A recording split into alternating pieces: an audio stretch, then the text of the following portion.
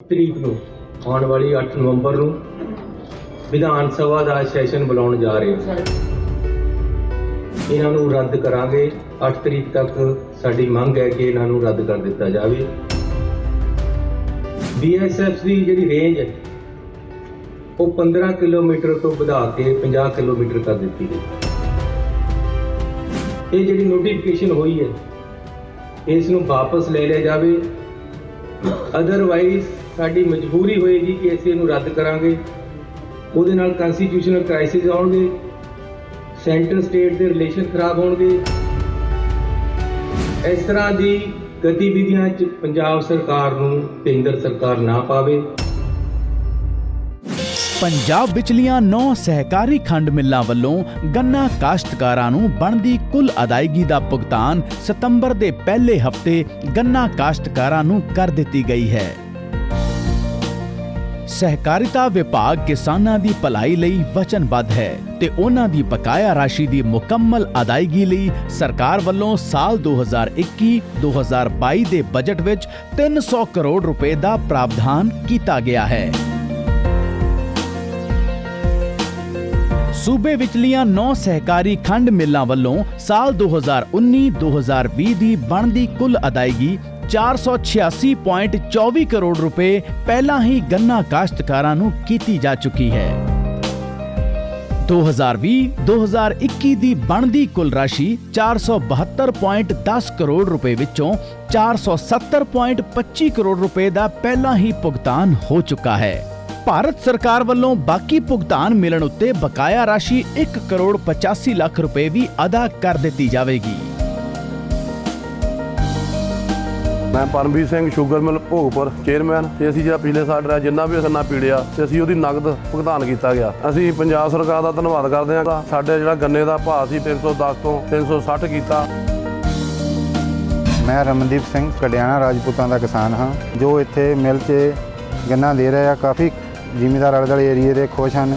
ਬਾਕੀ ਸਰਕਾਰ ਨੇ ਜਿਹੜਾ 310 ਰੁਪਏ ਤੋਂ 360 ਰੁਪਏ ਗੰਨੇ ਦਾ ਰੇਟ ਕੀਤਾ, ਅਸੀਂ ਸਰਕਾਰ ਦਾ ਬਹੁਤ-ਬਹੁਤ ਧੰਨਵਾਦ ਕਰਦੇ ਹਾਂ। ਸਹਿਕਾਰੀ ਖੰਡ ਮਿੱਲਾਂ ਵੱਲੋਂ ਭਾਰਤ ਸਰਕਾਰ ਵੱਲੋਂ ਜਾਰੀ ਕੀਤੀ ਜਾਂਦੀ ਸ਼ੂਗਰ ਐਕਸਪੋਰਟ ਸਬਸਿਡੀ ਤੇ ਬਫਰ ਸਟਾਕ ਸਬਸਿਡੀ ਦੀ ਰਾਸ਼ੀ ਭਾਰਤ ਸਰਕਾਰ ਦੀਆਂ ਹਦਾਇਤਾਂ ਅਨੁਸਾਰ ਗੰਨੇ ਦੀ ਅਦਾਇਗੀ ਲਈ ਸਿੱਧੇ ਤੌਰ ਤੇ ਗੰਨਾ ਕਾਸ਼ਤਕਾਰਾਂ ਦੇ ਖਾਤੇ 'ਚ ਤਬਦੀਲ ਕੀਤੀ ਜਾਂਦੀ ਹੈ। ਮੈਂ ਕਿਸਾਨ ਬਲਵਿੰਦਰ ਸਿੰਘ ਪੜੋਰੀ ਨਿੱਜਰਾਂ। ਮੈਂ ਪੰਜਾਬ ਸਰਕਾਰ ਦਾ ਬਹੁਤ ਧੰਨਵਾਦੀ ਹਾਂ ਜਿਨੀ 310 ਰੁਪਏ ਤੋਂ ਰੇਟ ਵਧਾ ਕੇ 360 ਰੁਪਏ ਕਰ ਦਿੱਤਾ। ਪਿਛਲੇ ਸਾਲਾਂ ਦੌਰਾਨ ਇਹ ਪਹਿਲੀ ਵਾਰ ਹੋਏਗਾ ਬਕਾਇਆ ਪੇਮੈਂਟ ਅੱਜ ਸ਼ਾਮ ਤੱਕ ਹੋ ਜਾਵੇਗੀ, ਜੋ ਸਤੰਬਰ ਦੇ ਪਹਿਲੇ ਹਫ਼ਤੇ 'ਚ ਕਰਨ ਦਾ ਵਾਅਦਾ ਸੀ।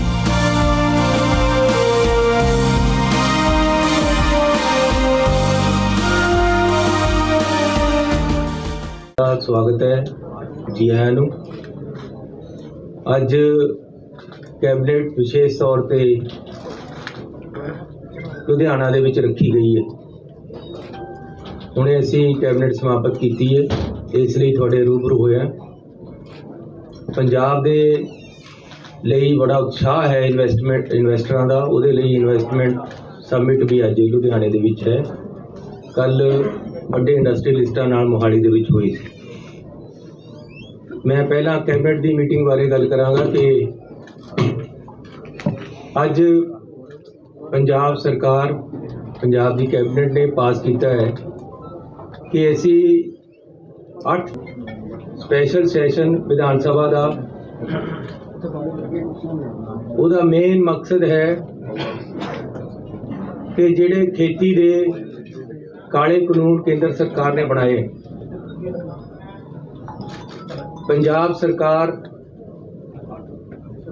ਕਿਸਾਨਾਂ ਦੇ ਨਾਲ ਮਿਲ ਕੇ ਹਮੇਸ਼ਾ ਮੰਗ ਕਰਦੀ ਆ ਰਹੀ ਕਿ ਇਹਨਾਂ ਨੂੰ ਰੱਦ ਕੀਤਾ ਜਾਵੇ, ਲੇਕਿਨ ਅਜੇ ਤੱਕ ਨਾ ਕੋਈ ਸਮਝੌਤੇ ਵੱਲੋਂ ਗੱਲ ਤੋਰੀ ਗਈ ਹੈ, ਸਮਝੌਤਾ ਕੀਤਾ ਗਿਆ ਤੇ ਨਾ ਹੀ ਇਹ ਰੱਦ ਕੀਤੇ ਗਏ। ਸੋ ਅਸੀਂ ਕੇਂਦਰ ਸਰਕਾਰ ਨੂੰ ਅਪੀਲ ਕਰਦੇ ਹਾਂ ਕਿ ਇਹਨਾਂ ਦਾ ਛੇਤੀ ਨਿਪਟਾਰਾ ਕੀਤਾ ਜਾਵੇ, ਇਹਨਾਂ ਨੂੰ ਰੱਦ ਕੀਤਾ ਜਾਵੇ। ਨਹੀਂ ਤਾਂ ਅਸੀਂ 8 ਤਰੀਕ ਨੂੰ ਵਿਧਾਨ ਸਭਾ ਦਾ ਸੈਸ਼ਨ ਬੁਲਾ ਕੇ ਇਹਨਾਂ ਨੂੰ ਰੱਦ ਕਰਾਂਗੇ।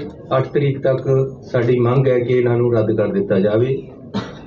ਦੂਸਰਾ, BSF ਦੀ ਜਿਹੜੀ ਰੇਂਜ ਹੈ ਉਹ 15 ਕਿਲੋਮੀਟਰ ਤੋਂ ਵਧਾ ਕੇ 50 ਕਿਲੋਮੀਟਰ ਕਰ ਦਿੱਤੀ ਗਈ। ਸਾਡੇ ਪੰਜਾਬ ਸਰਕਾਰ ਦਾ ਇਹ ਹੱਕ ਹੈ, ਕਨਸਟੀਟਿਊਸ਼ਨਲ ਰਾਈਟ ਹੈ ਕਿ ਪੰਜਾਬ ਦਾ ਲਾਅ ਐਂਡ ਆਰਡਰ ਮੌਜੂਦਾ ਪੰਜਾਬ ਸਰਕਾਰ ਦੇਖੇ। ਇਹ ਜਿਹੜਾ ਸਾਡਾ ਹੱਕ ਹੈ ਇਹਨੂੰ unnecessarily without consultation with the Punjab government ਇਸ ਨੂੰ BSF ਦਾ ਦਾਇਰਾ 15 ਤੋਂ 50 ਕਰ ਦਿੱਤਾ ਗਿਆ, ਜਿਹੜਾ ਕਿ ਅਸੀਂ ਸਮਝਦੇ ਹਾਂ ਸਾਡੇ ਪੰਜਾਬ ਦੇ ਹੱਕਾਂ ਤੇ ਡਾਕਾ ਹੈ ਔਰ ਅਨਕਨਸਟੀਟਿਊਸ਼ਨਲ ਹੈ, ਵਿਧਾਨ ਔਰ ਕਾਨੂੰਨ ਦੇ ਉਲਟ ਹੈ। ਸੈਂਟਰਲ ਸਟੇਟ ਰਿਲੇਸ਼ਨਾਂ ਦੇ ਵਿੱਚ ਵਿਘਨ ਪਾਉਂਦਾ ਹੈ।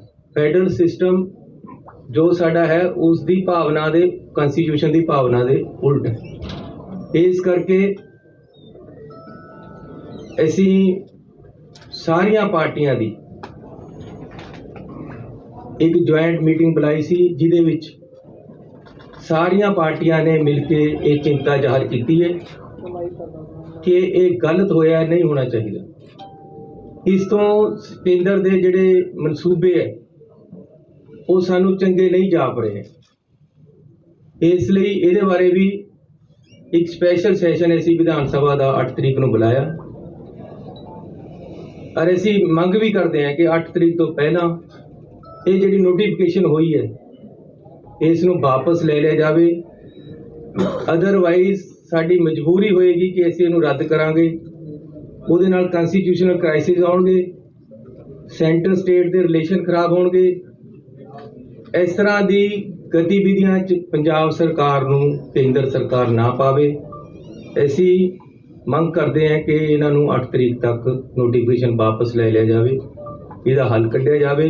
ਕਿਸੇ ਤਰ੍ਹਾਂ ਵੀ ਪੰਜਾਬ ਦੇ ਲੋਕਾਂ ਨੂੰ, ਪੰਜਾਬ ਦੀ ਪੋਲੀਟੀਕਲ ਪਾਰਟੀਜ਼ ਨੂੰ, ਪੰਜਾਬ ਸਰਕਾਰ ਨੂੰ ਇਹ ਜਿਹੜੀ ਨੋਟੀਫਿਕੇਸ਼ਨ ਕੀਤੀ ਹੈ, ਦਾਇਰਾ ਵਧਾਇਆ ਗਿਆ ਹੈ, ਉਹ ਸਾਨੂੰ ਮਨਜ਼ੂਰ ਨਹੀਂ ਹੈ। ਅਸੀਂ ਇਸ ਨੂੰ ਆਪਣੇ ਹੱਕਾਂ ਤੇ ਡਾਕਾ ਸਮਝਦੇ ਹਾਂ ਔਰ ਇੱਕ ਕਿਸਮ ਦਾ ਗਵਰਨਰੀ ਰਾਜ ਜਾਂ ਪ੍ਰੈਜ਼ੀਡੈਂਟ ਦਾ ਰੂਲ ਇਹ ਡਾਇਰੈਕਟ ਇੰਟਰਫੇਰੈਂਸ ਹੈ ਕੇਂਦਰ ਸਰਕਾਰ ਦੀ, ਜਿਹੜੀ ਕਿ ਅਸੀਂ ਹਰ ਤਰੀਕੇ ਦੇ ਨਾਲ ਰੱਦ ਕਰਦੇ ਹਾਂ ਤੇ ਆਉਣ ਵਾਲੇ ਵਿਧਾਨ ਸਭਾ ਦੇ ਸੈਸ਼ਨ ਵਿੱਚ ਵਿਚਾਰਨ ਵਾਸਤੇ ਅਸੀਂ ਸੈਸ਼ਨ ਸਪੈਸ਼ਲ ਤੌਰ ਤੇ ਬੁਲਾ ਲਿਆ।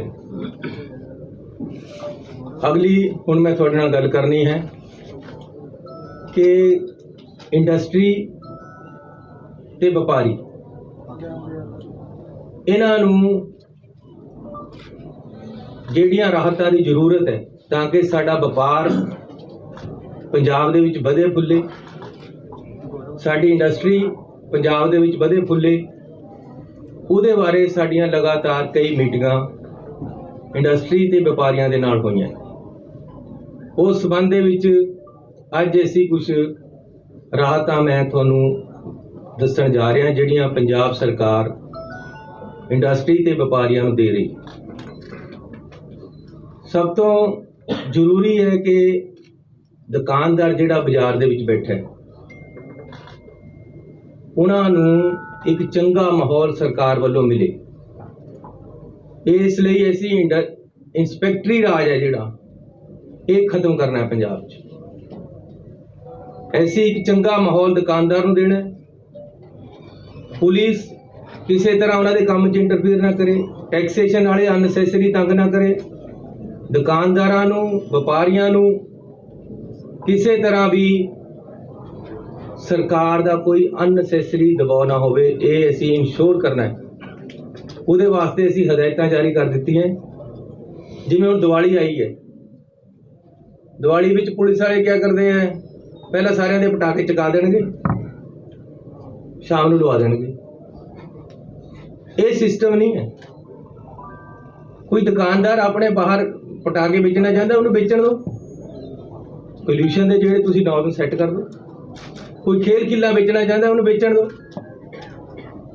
ਮੈਨੂੰ ਪਤਾ ਹੈ, ਮੈਂ ਆਪਣੀ ਜ਼ਿੰਦਗੀ 'ਚ ਦੇਖਿਆ ਹੈ ਕਿਸ ਤਰੀਕੇ ਦੇ ਨਾਲ ਜ਼ਰੂਰਤ ਹੁੰਦੀ ਹੈ ਇੱਕ ਦੁਕਾਨਦਾਰ ਨੂੰ ਦੀਵਾਲੀ ਦੇ ਉੱਪਰ। ਦੀਵਾਲੀ ਦਾ ਮੌਕਾ ਹੁੰਦਾ 4 ਪੈਸੇ ਕਮਾਉਣ ਦਾ ਦੁਕਾਨਦਾਰ ਨੂੰ, ਉਹਦੇ ਵਿੱਚ ਅਸੀਂ ਜੇ ਤੰਗ ਕਰਾਂਗੇ ਤਾਂ ਕਿਸ ਤਰ੍ਹਾਂ ਚੱਲੇਗਾ।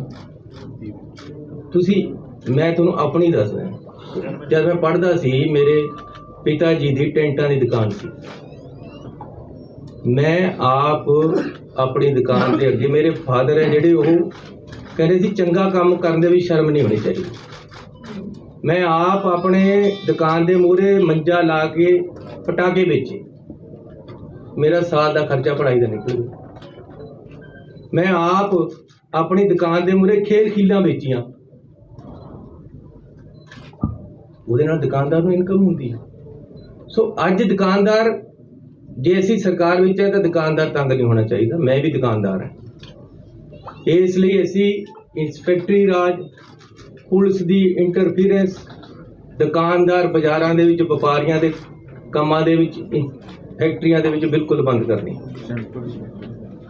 ਕੋਈ ਅਨਨੈਸੈਸਰੀਲੀ ਕਿਸੇ ਤਰ੍ਹਾਂ ਦੀ ਦਿੱਕਤ ਨਹੀਂ ਆਏਗੀ ਦੁਕਾਨਦਾਰਾਂ ਨੂੰ, ਇਹ ਅਸੀਂ ਇੰਸ਼ੋਰ ਕਰਦੇ ਹਾਂ।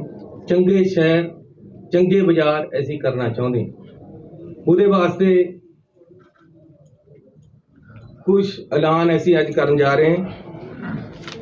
ਇੱਕ ਤਾਂ ਇੰਸਟੀਟਿਊਸ਼ਨਲ ਟੈਕਸ ਲੱਗਿਆ ਹੋਇਆ 2011 ਤੋਂ, ਇਹ ਅਸੀਂ ਅੱਜ ਖਤਮ ਕਰਨ ਜਾ ਰਹੇ ਹਾਂ। ਅੱਜ ਅਸੀਂ ਕੈਬਨਿਟ ਦੇ ਵਿੱਚ ਫੈਸਲਾ ਕਰ ਲਿਆ ਕਿ ਇਸ ਨੂੰ ਖਤਮ ਕਰ ਦਿੱਤਾ ਜਾਏਗਾ। ਇੱਕ FM ਸਾਹਿਬ ਮੇਰੇ ਤੋਂ ਬਾਅਦ ਇਹਨਾਂ ਨੂੰ ਸਾਰਿਆਂ ਨੂੰ ਦੱਸਣਗੇ, ਇੱਕ ਜਿਹੜੇ ਵੈਟ ਦੇ ਝਗੜੇ ਹੈ 16-17 ਦੇ, 14-15 ਦੇ, 15-16 ਦੇ ਬੜੇ ਪੈਂਡਿੰਗ ਪਏ ਹੈ।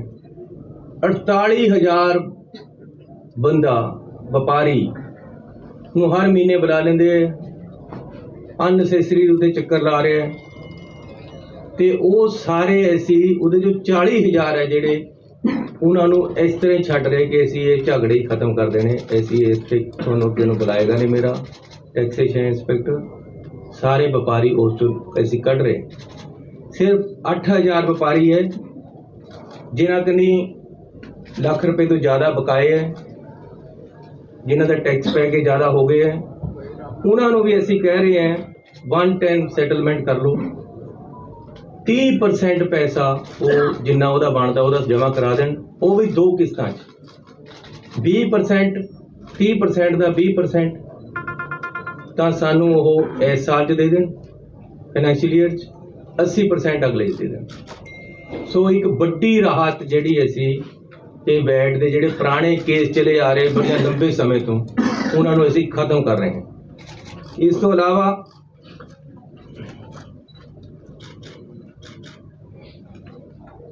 ਅਸੀਂ ਲੈ ਕੇ ਆਵਾਂਗੇ 1 ਟਾਈਮ ਸੈਟਲਮੈਂਟ, ਜਿਹੜੇ ਛੋਟੀਆਂ ਫੈਕਟਰੀਆਂ ਜਾਂ ਮੀਡੀਅਮ ਸਕੇਲ ਦੀਆਂ ਫੈਕਟਰੀਆਂ, ਉਹਨਾਂ ਦੇ ਵਿੱਚ ਜਿਹੜੀ ਸਾਡੀ PSIDC, PFC, PAIC, ਇਹਦੇ ਵਿੱਚ ਜਿਹੜੇ ਉਹਨਾਂ ਦੇ ਬਕਾਏ ਖੜੇ ਹੈ ਜਾਂ ਕੇਸ ਰੁਕੇ ਹੋਏ ਹੈ, ਉਹਨਾਂ ਦੀ 1 ਟਾਈਮ ਸੈਟਲਮੈਂਟ ਲੈ ਕੇ ਆਵਾਂਗੇ। ਇੱਕ ਅਸੀਂ ਜਿਹੜੇ ਪਲਾਟ ਹੋਲਡਰ ਹੈ ਉਹਨਾਂ ਵਾਸਤੇ ਇੱਕ ਸੈਟਲਮੈਂਟ ਸਕੀਮ ਲੈ ਕੇ ਆ ਰਹੇ ਹਾਂ।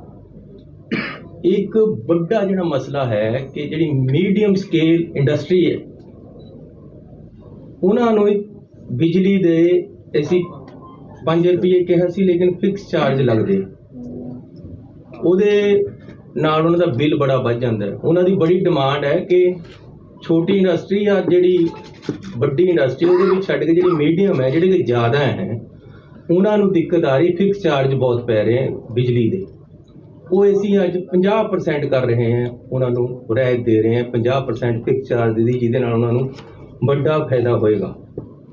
ਇੱਕ ਜਿਹੜੀਆਂ ਸਾਡੇ ਫੋਕਲ ਪੁਆਇੰਟ ਹੈ ਉਹਨਾਂ 'ਚ 147 ਕਰੋੜ ਰੁਪਈਆ ਉਹਨਾਂ ਦੀ ਡਿਵੈਲਪਮੈਂਟ ਵਾਸਤੇ ਰੱਖਣਾ, ਉਹ ਅੱਜ ਪੰਜਾਬ ਸਰਕਾਰ ਰਿਲੀਜ਼ ਕਰ ਰਹੀ ਹੈ।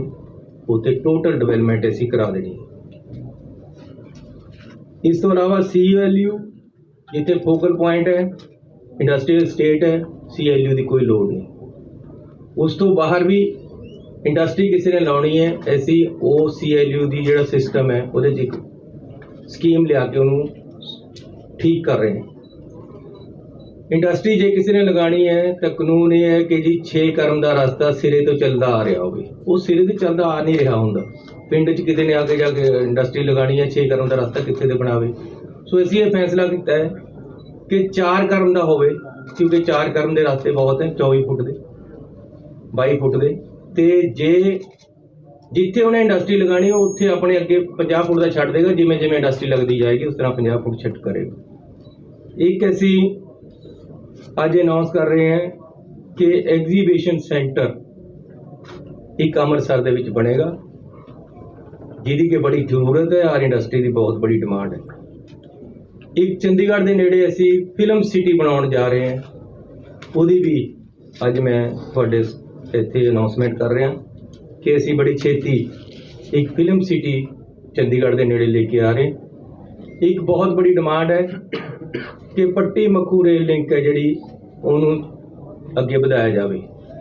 ਸੋ ਅਸੀਂ ਅੱਜ ਐਲਾਨ ਕਰ ਰਹੇ ਹਾਂ ਕਿ ਅਸੀਂ ਇਸ ਰੇਲਵੇ ਬਜਟ ਤੋਂ ਪਹਿਲਾਂ ਪੱਟੀ ਮੱਖੂ ਰੇਲਵੇ ਲਿੰਕ ਦੀ ਜਿਹੜੀ ਜ਼ਮੀਨ ਅਕਵਾਇਰ ਕਰਨੀ ਹੈ ਉਹ ਅਸੀਂ ਜ਼ਮੀਨ ਅਕਵਾਇਰ ਕਰਕੇ ਕੇਂਦਰ ਸਰਕਾਰ ਨੂੰ ਦੇ ਦਾਂਗੇ ਤਾਂ ਕਿ ਇਹ ਲਿੰਕ ਜੁੜ ਸਕੇ, ਜਿਹਦੇ ਨਾਲ ਸਾਡੇ ਪੂਰੇ ਦੇਸ਼ ਦੇ ਨਾਲ ਲਿੰਕ ਜੁੜਨਾ। ਸੋ ਇਹ ਸਾਡੀਆਂ ਅੱਜ ਦੀਆਂ ਅਨਾਉਂਸਮੈਂਟਾਂ। ਇਸ ਤੋਂ ਬਾਅਦ ਸਾਡੀ ਸਬਮਿਟ ਹੋਣੀ ਹੈ, ਉੱਥੇ ਵੀ ਤੁਹਾਨੂੰ ਮੈਂ ਮਿਲਾਂਗਾ ਤੇ ਅਸੀਂ ਸਾਰੇ ਮਿਲਾਂਗੇ। ਹੁਣ ਮੈਂ FM ਸਾਹਿਬ ਨੂੰ ਵੀ ਬੇਨਤੀ ਕਰੂੰਗਾ ਕਿ ਇਹਦੇ ਬਾਰੇ ਤਫਸੀਲ ਤੁਹਾਨੂੰ ਦੇ ਦੇਣ। ਨੂੰ ਕੋਈ ਵੀ ਉਹਦੀ ਲੋੜ ਨਹੀਂ ਹੈ ਪਰਮਿਸ਼ਨ ਦੀ, 7 ਡਿਪਾਰਟਮੈਂਟ ਲੱਗਦੇ ਆ ਤੇ ਡੀਸੀ ਸਾਹਿਬ ਨੂੰ ਸਰਟੀਫਿਕੇਟ ਜਾਰੀ ਕਰਦੇ ਆ। ਪਰ ਜਦੋਂ ਇੰਡਸਟਰੀ ਜਾਂਦਾ ਬੈਂਕ ਦੇ ਵਿੱਚ ਪ੍ਰੋਜੈਕਟ ਕੋਡ ਲੈ ਕੇ, ਉਹ ਨਾ ਡੀਸੀ ਦੇ ਸਰਟੀਫਿਕੇਟ ਨੂੰ ਮੰਨਦੇ ਨਾ ਸਰਕਾਰ ਦੇ ਫੈਸਲੇ ਨੂੰ। ਇੰਡਸਟਰੀ ਦਾ ਇਹ ਕਹਿੰਦਾ ਕਿ ਜੇ ਪੰਜਾਬ ਸਰਕਾਰ ਹੀ 2 ਬੈਂਕਾਂ ਨਾਲ ਟਾਈ ਅਪ ਕਰਕੇ ਅੱਛਾ ਸਵਾਲ ਕੀਤਾ। ਤੁਹਾਡੀ ਅਸੀਂ ਜਿਹੜੀ ਵਿਊ ਹੈ ਇਹਨੂੰ ਜ਼ਰੂਰ ਲੱਗ ਲਈ ਅਸੀਂ ਤਿਆਰੀ ਕਰ ਲਈ ਹੈ। ਜਿਹੜਾ ਇਹ BSF ਦਾ ਮਸਲਾ ਹੈ, ਜੇ ਇਹ ਕੇਂਦਰ ਸਰਕਾਰ ਨਹੀਂ ਹੱਲ ਕਰਦੀ ਤਾਂ ਅਸੀਂ ਵਿਧਾਨ ਸਭਾ ਵੀ ਲੈ ਕੇ ਆ ਰਹੇ ਹਾਂ, ਨਾਲ ਅਸੀਂ ਸੁਪਰੀਮ ਕੋਰਟ 'ਚ ਵੀ ਜਾਵਾਂਗੇ ਆਫਟਰ ਵਿਧਾਨ ਸਭਾ। ਹਰ ਇੱਕ ਐਡਵੋਕੇਟ ਇਸ ਟਾਈਮ ਦੇ ਰਹੇ ਹਾਂ ਵਿਧਾਨ ਸਭਾ ਤੱਕ ਕੇਂਦਰ ਸਰਕਾਰ ਨੂੰ। ਜੇ ਉਹ ਨਹੀਂ ਇਹਨੂੰ ਗੱਲ ਨੂੰ ਮੰਨਦੇ ਤਾਂ ਅਸੀਂ ਜ਼ਰੂਰ ਪੱਛਮੀ ਬੰਗਾਲ ਵਾਲਿਆਂ ਨੇ ਐਸੇ ਹੀ ਕਾਨੂੰਨ ਦੇ ਮੁਤਾਬਕ ਸੁਪਰੀਮ ਕੋਰਟ ਜਾਵਾਂਗੇ। ਪੰਜਾਬ ਜੁੜਿਆ ਹੋਇਆ ਇਹਨੂੰ ਕੀ ਬਣਦਾ ਪੰਜਾਬ ਦੀ ਮੇਰਾ ਕਹਿਣਾ ਕਾਫੀ ਹੋ ਗਿਆ, ਬਹੁਤ ਕਰ ਰਿਹਾ ਕੋਈ ਤੁਸੀਂ ਆਪਣੇ ਜਿਹੜਾ ਇੱਕ ਮਿੰਟ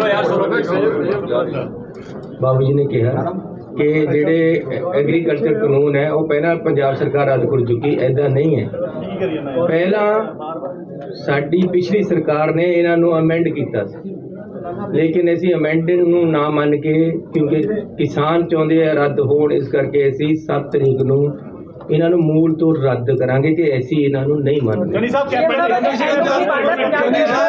ਸਾਹਿਬ ਅਫਗਾਨਿਸਤਾਨ ਤੋਂ ਬਾਅਦ where Taliban has taken over, ਉਸ ਤੋਂ ਬਾਅਦ ਸਿਕਿਉਰਿਟੀ ਦੇ ਕੰਸਰਨਸ ਚੇਂਜ ਹੋਏ ਆ। ਪੰਜਾਬ ਬਾਰਡਰ ਦੇ ਉੱਤੇ ਵੀ ਕੰਸਰਨਸ ਹੈਗੇ ਆ, ਉਹਨੂੰ ਅਸੀਂ ਕਿੰਨੀ ਸੀਰੀਅਸਲੀ ਦੇਖਦੇ ਆ। ਤੇ ਜਿਹੜਾ BSF ਦਾ ਡਿਸੀਜਨ ਲਿੱਤਾ ਗਿਆ, that is one part. Terrorism ਇੱਥੇ ਵਧਣ ਦੇ ਉੱਤੇ ਜਿੱਥੇ ਪੁਲਿਸ ਲਗਾਤਾਰ ਕੰਮ ਕਰ ਰਹੀ ਹੈ, ਸਾਡੇ ਆਪਣੇ ਡਿਪਟੀ CM ਜਿਹੜੇ ਹੈਗੇ ਆ ਰੰਧਾਵਾ ਸਾਹਿਬ, ਉਹ ਐਕਸਪੋਜੀਸ਼ਨ ਕ੍ਰੀਏਟ ਕਰਦੇ ਹੋ, ਕਹਿੰਦੇ ਕਿ ਜਿਹੜੇ ਟਿਫਨ ਬਣ ਜਾਓ ਤਾਂ ਸਿਰਫ ਕੈਪਟਨ ਸਾਹਿਬ ਦੇ ਟਾਈਮ ਤੇ ਫੜੇ ਗਏ, ਸਾਡੇ ਟਾਈਮ ਤੇ ਫੜੇ ਨਹੀਂ ਗਏ। ਤੁਸੀਂ ਇਹਨੂੰ ਕਿੱਦਾਂ ਦੇਖਦੇ ਹੋ ਕਿ ਸਾਰੀ ਪੁਲਿਸ ਦਾ ਮੋਰਲ ਵੀ ਡਾਊਨ ਕਰਦੀ ਹੈ। ਤੇ ਇਸ ਵੇਲੇ ਜਿਹੜਾ ਕੰਸਰਨ ਹੈ ਇੰਟਰਨੈਸ਼ਨਲੀ ਨੋਨ ਹੈ ਕਿ ਸਾਨੂੰ ਅਫਗਾਨਿਸਤਾਨ ਤੋਂ ਚੇਂਜ ਹੋਣ ਤੋਂ ਬਾਅਦ there are lot of concerns on our borders. ਕੋਈ ਗੱਲ ਨਹੀਂ, ਇੱਦਾਂ ਹੈ ਕਿ ਸਰਕਾਰਾਂ ਦੇ ਇਹ ਚਾਲਾਂ ਹੁੰਦੀਆਂ ਕਿ ਕਿਸੇ ਤਰ੍ਹਾਂ ਅਫਗਾਨਿਸਤਾਨ, ਪਾਕਿਸਤਾਨ ਜਾਂ ਹੋਰ ਦਾ ਕੰਸਰਨ ਦਿਖਾ ਕੇ ਸਾਡੀ ਟੈਰੀਟਰੀ 'ਚ ਵੜ ਜਾਓ। ਸਾਨੂੰ ਇਹ ਮਨਜ਼ੂਰ ਨਹੀਂ ਹੈ।